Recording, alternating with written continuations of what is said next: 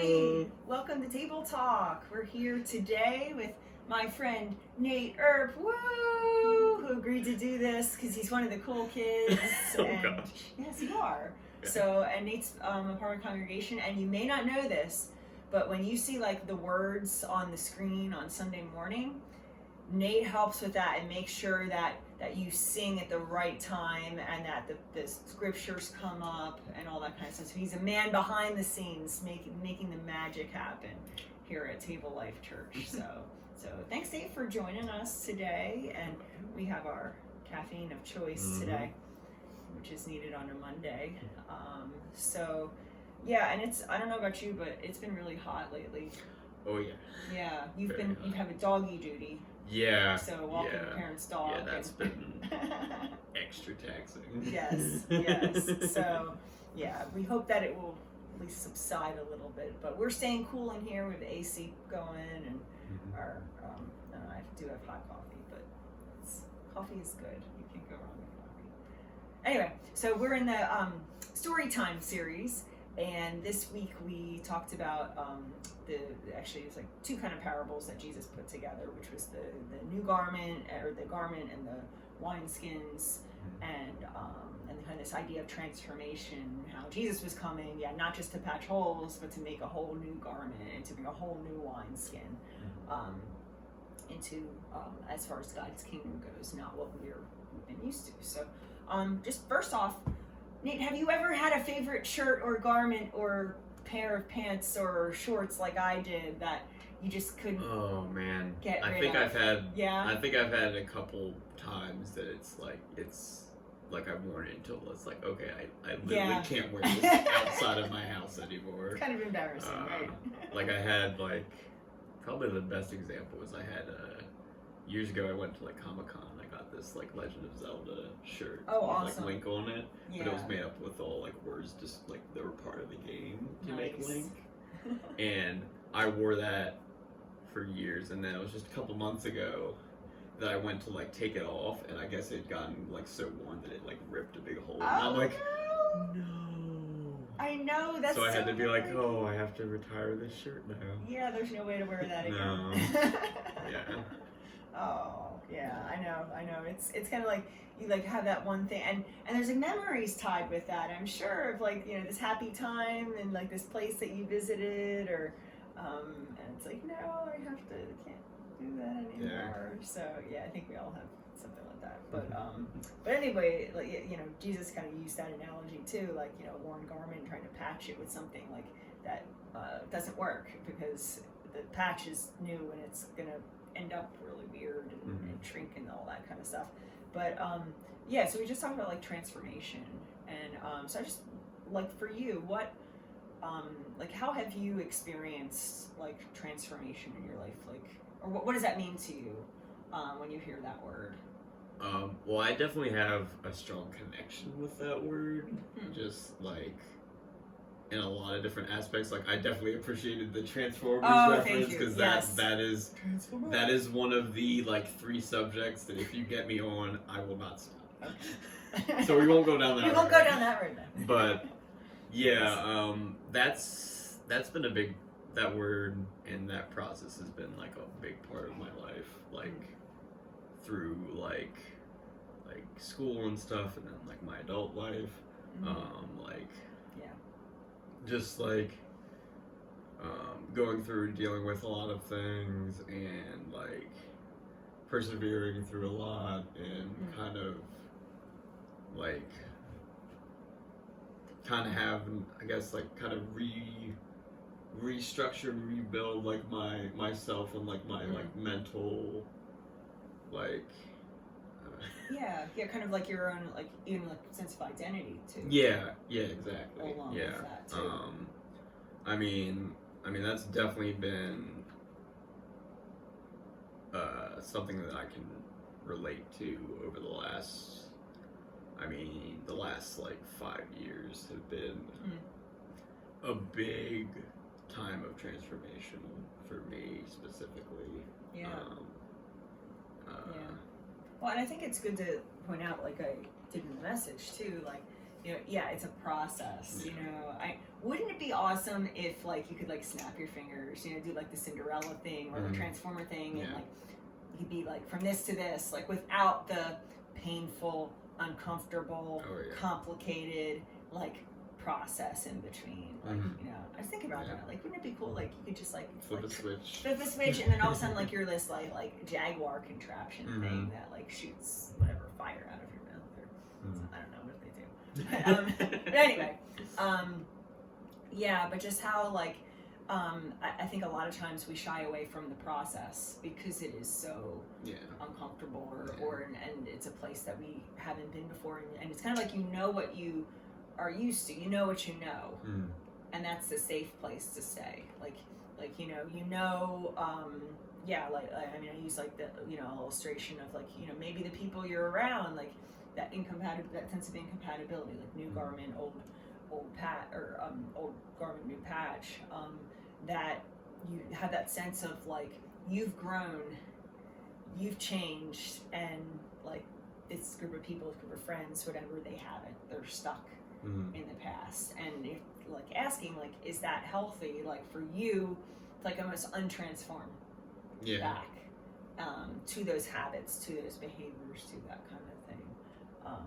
I think the whole process thing, I don't know, that's just something that like we're not there yet in understanding that. Like you want to get to the end point, but not like have to go through and like kind of do the work in some ways. Sure. Yeah. Right. Like you just want it now. Yeah. Right. Exactly. Without all the hard stuff and the sometimes like grueling like process of it. That you things that you just kind of have to go through to get to that place that you actually want to be in. Right. Yeah. Yeah, and that like I think those two things like experience, there's kind of two signs of being in that season of transformation, or that time of transformation, the crisis of incompatibility and the crisis of capacity. And I think both of them kind of tie into like that change in perspective, like about yourself, about what God might be doing or how he might be shaping you. But part of that is like even with the wine metaphor is that like the crushing, the expanding. I mean, I think I see that in my own life about times that God's wanted to like expand my viewpoint of an issue or my involvement, and I needed to be open to that, but also I needed to have the space in my life for that. Yeah. So do you find that to be true? Yeah. Well, and just like in the last, like say year or so, just getting more involved with like things like here at church and other things like that. Like, not that I necessarily didn't have space for that before, but I was kind of like, I shut myself off from like kind of having those other experiences because of just other things. Yeah, kind of where you were.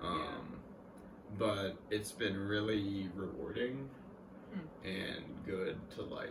I mean, even just this right here. It's just like you asked me. It's just like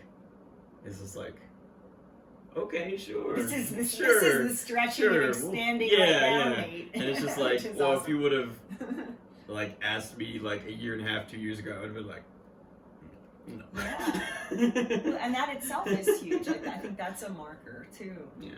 Like just being more willing to kind of like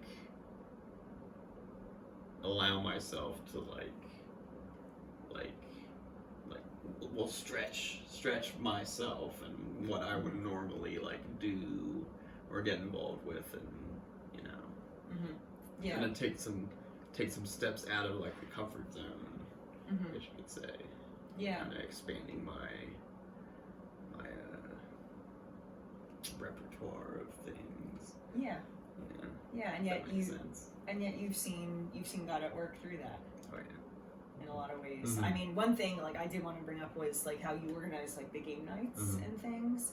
So at the beginning of that, when you first felt called to that, what was that like? Was that scary? Was it like, like we're talking about new things?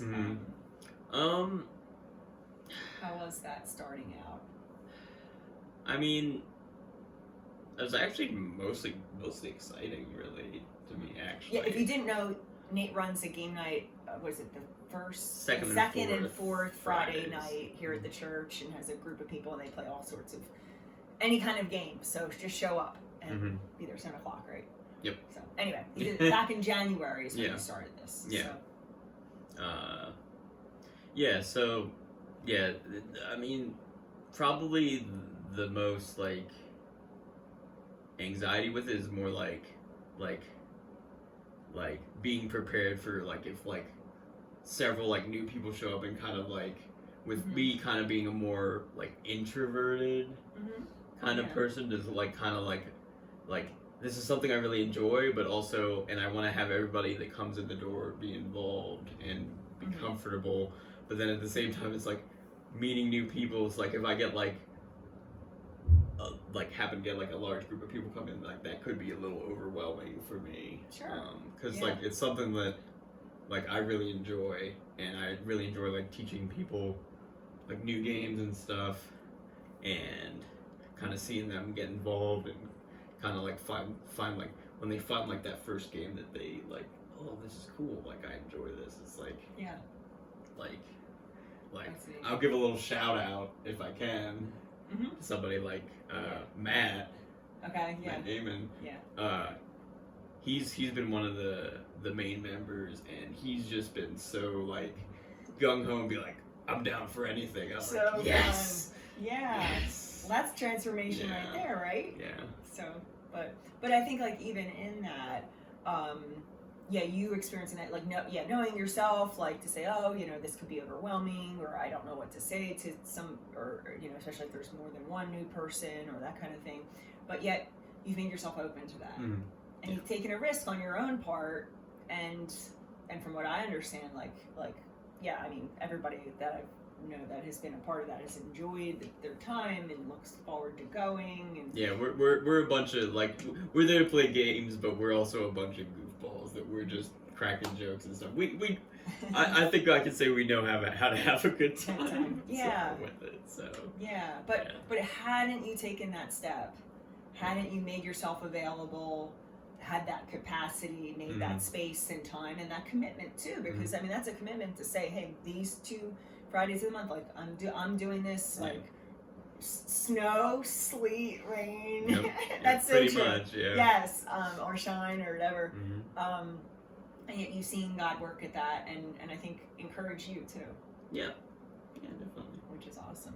So so who knows, like you guys that are watching, like there may be something that God's been kind of tapping you in the shoulder too, and you haven't had that capacity because your life has either been full or maybe just haven't been able to listen as well. But maybe it might mean taking that small step of faith or that risk and going out of your way, because I mean you see through Nate here that process of transformation, right? It's a good thing.